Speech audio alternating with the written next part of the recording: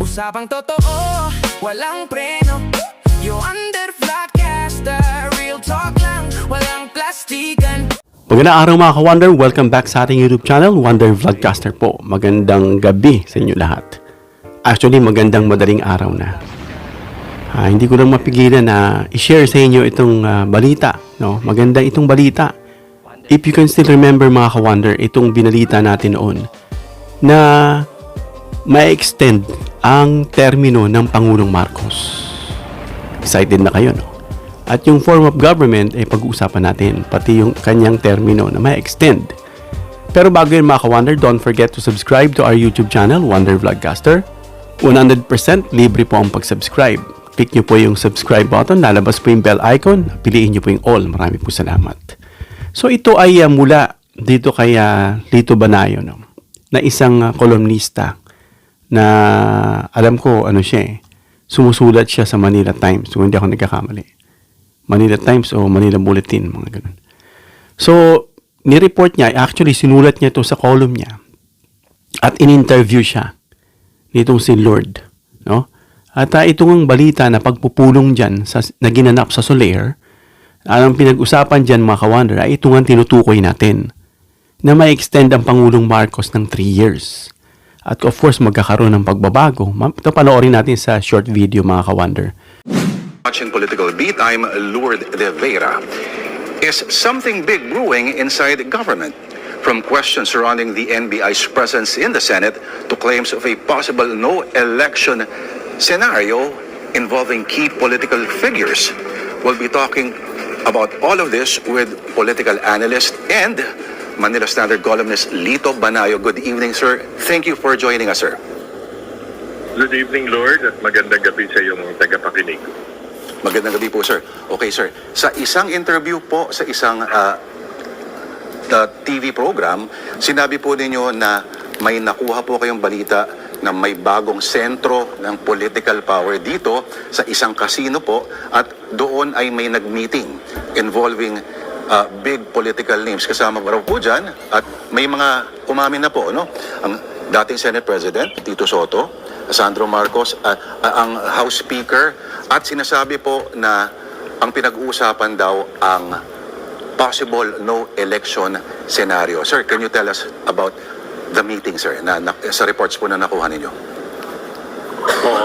Nung isang linggo, Huwebes nung isang linggo, bago ko sinulat yung column na yan, nasabihan ako na nagkaroon ng meeting sa VIP lounge ng Soler, no? Na nando doon si Speaker Bogie P, kasama yung Deputy Speaker niya na si Ferdinand Hernandez, at si Senate noon, nung panahon na yun, ay Senate President Tito Soto, kasama naman si dating Senate Secretary na si Mark Mendoza, no? Si Dong. At ang napag-usapan daw ay ang pag-aamyenda ng konstitusyon sa pamamagitan ng Constituent Assembly, no? At yun yung mga natalakay, yung napakinggan ng aking source. Ang mga natalakay ay una, ang Senado once the Constitution is amended, ang Senado ay gagawing ang eleksyon by region. No? Hindi na yung ngayon na nationwide ang paghalal natin ng ating mga senador. So by region, which means 18 ang ating administrative region. Kung tig-dalawa, pinag-uusapan daw kung 2 o 3 per region. So kung 2 per region, magkakaroon ng 36 na senators. At kung 3 per region, magkakaroon ng 54 senators. Ngayon, para magawa yun, kasi magta-transition yan, di ba? Kung magkakaroon pa ng constitutional change, yes, magkakaroon ng transition. In which case, para ma-synchronize yung mga senador na re-electionin sa 2028, bibigyan ng 3 taong term extension. No? At gayon din ang mga congressmen. Kasi syempre, kung i-extend mo yung senador, hindi mapapayag yung congressman, hindi sila i-extend. So, yun ang napag-usapan, no, na, ano pa ba, basically, yun ang narinig, no, yun ang nabanggit sa akin ng aking source. Oo. Sir, si Tito Soto, sabi niya, ang reaksyon niya ay, yes, he was there. The idea was brought up by the speaker daw. At yun ang mahirap. Ito, exact word sabi niya sa isang ang response ay, yun ang mahirap sa lipat kwento, hindi kompleto. I simply said, I will ask my colleagues what they think of the idea. So, yun ang sinasabi po ni then Senate President Tito Soto. And si Ping Lacson naman, sir, Senator Ping sabi niya, said it's a lie. But you said, sir, that you would name your source if the story was denied. If the story was denied, hindi naman dinideny ni Senate President, dating Senate President Soto. No? At saka, I also want to tell you and inform the public, hindi lang ako ang pinagsabihan ng source. No? Siyam kami. Bali, siyam kami. So yung mga ka-wonder, putulin natin kasi mahaba po yan.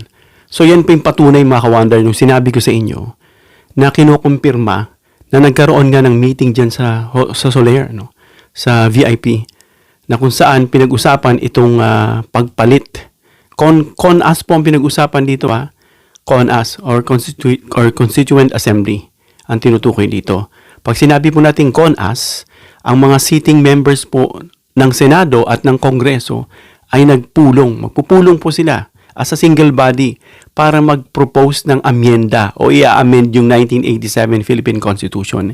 Iba po yun dun sa CONCON, yung Constitutional Convention, at iba pa rin yan dun sa People's Initiative.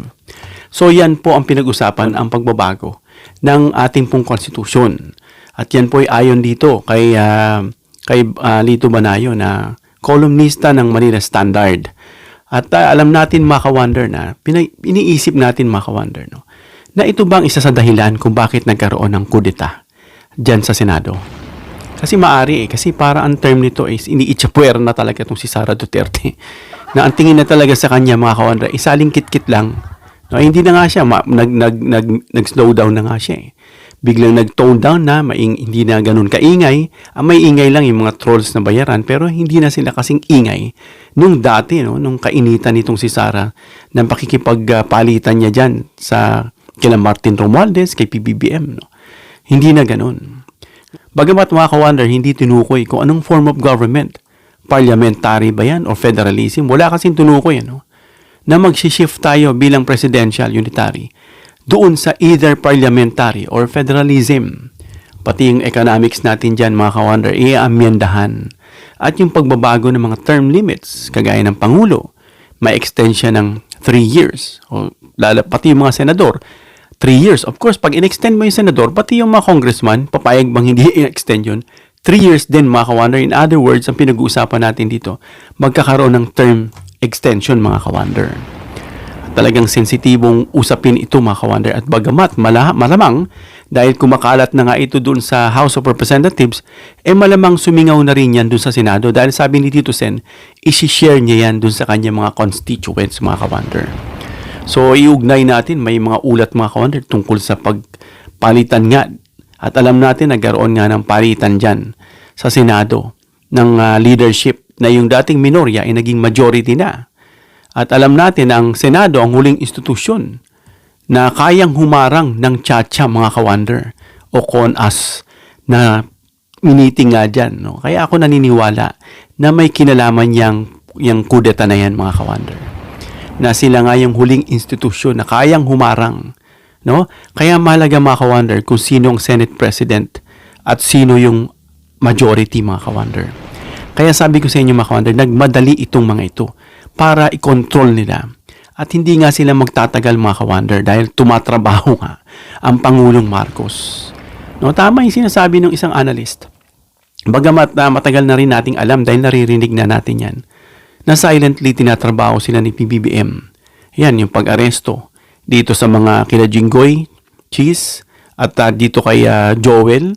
Pero nauna na to si Jinggoy, matutulad na siya rito kay dito sino bang artista na to, si Bong Revilla, no? Susunod siya doon.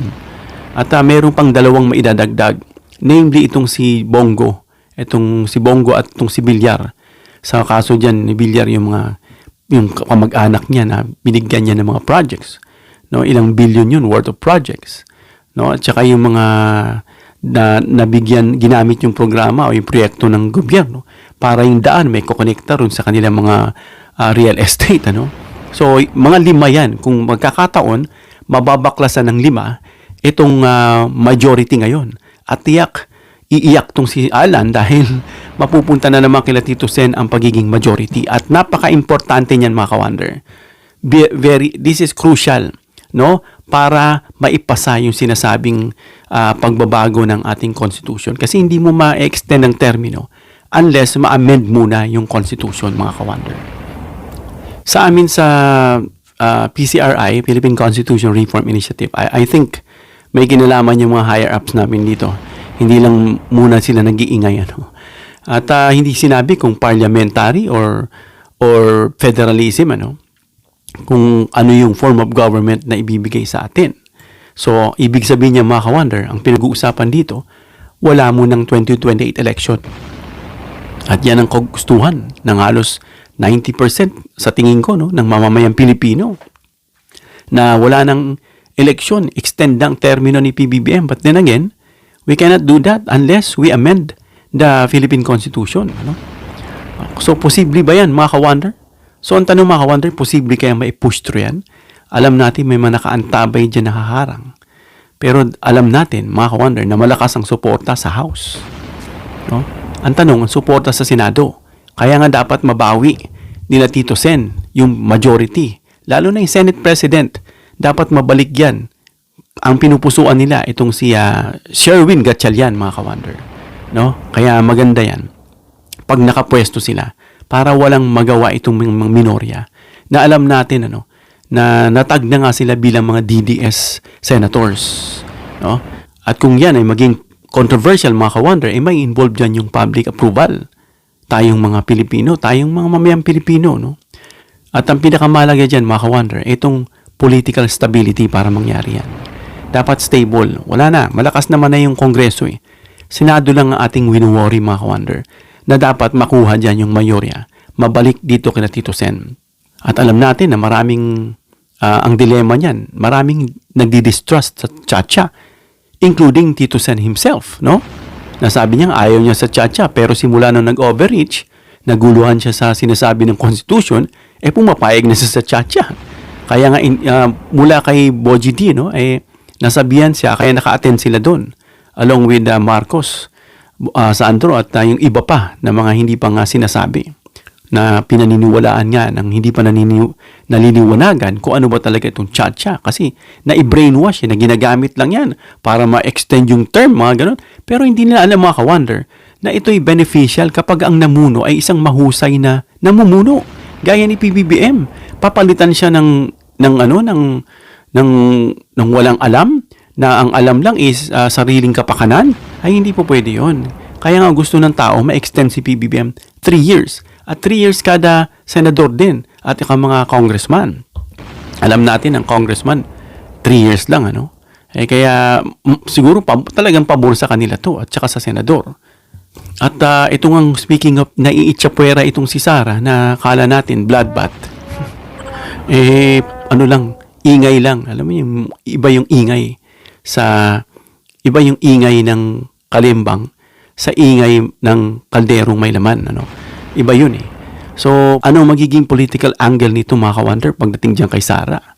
At kung magtagumpay itong constitutional change, maaring ma-reset ang political landscape. Of course, nagbago, binago mo yung buong constitution at binabash nga nila si Robin. Dahil si Robin daw ang binigyan dyan ng may hawak ng constitutional reform, no? Kanyang hawak yan. Na sinasabi nga nila na hindi raw bagay sa kanya yan, ano? At maaring magkaroon ng delay dyan, mga ka-wonder. At magbago yung 2028 election, of course. Sa sinasabi pa lang na i-extend yung term at walang election, talagang maapektuhan mga ka-wonder. At posibleng humina, talagang posibleng humina itong path nitong si Sara Duterte kung gusto niyang mag-asam na bilang presidente, ngayon pa lang mahina na. Lalo na kapag nalitis na yan sa Senado mga ka-wonder. Kaya nga babantayan natin dyan yung mga senador na may mga reservations na. They will be judged by the people mga ka-wonder. No, sa lakas ng ebidensya na nakita, prinisinta, isang ngalan doon lumusot, impeach na si Sara, and yet, they acquit her, talagang people of the Philippines versus itong mga senador na to. Yun ay sinasabi ko, if napakalakas ng ebidensya, talagang beyond reasonable doubt, at talagang hindi ka na magdududa, talagang napakalakas, at hindi kayang depensahan ng team nila, no? Actually, mga litigation lawyers itong mga to, sanay ito, kumpara dito sa mga prosecution panels na mukhang hindi nasabak sa pagharap sa korte, sa mga criminal courts. Ano? Good thing, may mga ilan dyan, I believe may mga ilan dyan nagpa-practice. At of course, may mga external dyan, kagaya nila Lorna Kapunan, at yung iba pa na pwede nilang i-import para mag-assist sa kanila mga ka-wonder na mga litigation lawyers. Ano? So malaking impact ito mga ka-wonder, malaking sorpresa ito. At talagang itong sorpresa na to ay hindi na surprise dahil alam na natin. Pero ito yung inuungot ng maraming taong bayan. Kahit kung mababasa nyo yung mga threads, talagang gusto nila ma-extend dahil napakaganda nga ng ginagawa ni PBBM. At isa dyan mga ka-wonder na nakikita nga no, na kapag si Sara ang makaupo, nasa delikadong sitwasyon ng ating bansa. Kaya nga tama, nakikinig si PBBM sa panawagan. Naalala nyo sa ating channel, lagi tayong nananawagan sa Pangulo. No? At alam natin na nakikinig, nanonood din sila. At ang iba dyan. Kaya ito nga mga ka-wonder, no? Ito yung isang hakbang para pigilan din itong si Sara Duterte. Na alam natin, pumupwesto rin itong mga nasa Senado na talagang gumagawa ng pwesto para pigilan itong impeachment at hindi ma-disqualify si Sara Duterte. At kung ma-disqualify man, meron silang emergency o mga plan B na parang itong ang si Baste, sinusunod nila. At isa rin sa paniniwala mga ka-wonder ng mga analyst ay kasama rito itong mga Senate alliances. Alam natin na 5 dyan posibleng arestuhin. To be sure, siguro 3 mababaklas, dagdag lang yung 2. At yung mga ICC issue dyan kay Duterte, no, kay Digong, baka mapasama na rin dyan si Sara Duterte. At yung impeachment rumors at control ng House Senate, apektado yan ayon dito sa mga analyst. At kung tatanungin natin, makakabuti ba sa ating bansa yan? Ano? Depende. Depende mga ka-wonder sa tunay na layunin. At alam naman natin, pag si PBBM ang humawak, hindi tayo nagiging bias dahil nga dun sa ating report, nasa mayaman na yung mga Marcos no? At kapag nanakaw pa si BBM, kung magnanakaw siya, kawawa naman si Sandro na susunod. Anong future ang maaabot ni Sandro bilang next president or senator kung sinira ni PBBM? Logic lang, no? Para sa inyong mga DDS, makinig kayo. At hindi na kailangan ng Marcos magyaman. Napakayaman na nila at unti-unti na nga nababawi yung mga sinasabing wealth. Kaya nga nadadagdagan yung salin, billion na nga ngayon No? Kasi nananalo sila sa korte at yung mga pinanalo ay dinadagdag niya na sa salin niya. At ang mahalagang batayan dyan mga ka-wonder, ang suporta. Yan ang tinitingnan natin, ang suporta ng Kongreso at ng Senado mga ka-wonder. At kung magkaroon nga ng formal chat at i-push nga ito ng House at Senate, of course, kung magbabago rin yung stance ni PBBM, at tingin ko, gusto niya yan. No? At kung paano gagalaw ang Duterte Block para harangan yan. Yan yung mga makita nating highlights dyan mga ka-wonder na tatakbo sa mga susunod na buwan at taon. No? At kung susuportahan ba ito ng publiko, my answer for that would be yes. Based dun sa mga nababasa natin nakikita. Except of course, para dun sa mga DDS. Ano? At magkakaroon ng malawakang resistance yan para nga dun sa mga against. Para sa hindi sang-ayon dyan. Na hindi nakikita yung kagandahan o hindi sumisimpatiya o hindi bumibilib sa ginagawa ng Pangulong Marcos. Sila yung mga resistant dyan mga ka-wonder. But then again, kung tayo magkakaisa para sa ikabubuti ng bansa, kahit gaano kalakas yung resistance, mananaig pa rin yung pabor para sa mga taong bayan na gusto ng kaunlaran at kapayapaan at bagong Pilipinas. Hanggang dito na tayo mga ka-wonder. Comment down below your opinion para mabasa natin, mareaksyonan. Please give me a thumbs up if you like this video para ma-share ni YouTube sa iba pang viewers. Please share this video para malaman nila na kumpirmado itong CONAS, Constituent Assembly, at i-extend ang termino ni PBBM at ng mga senador at congressman at babaguhin po ang ating form of government. Please subscribe, hit the notification bell icon and choose all bilang suporta sa aming mga content creators. Hanggang sa muli mga ka-Wonder. God bless.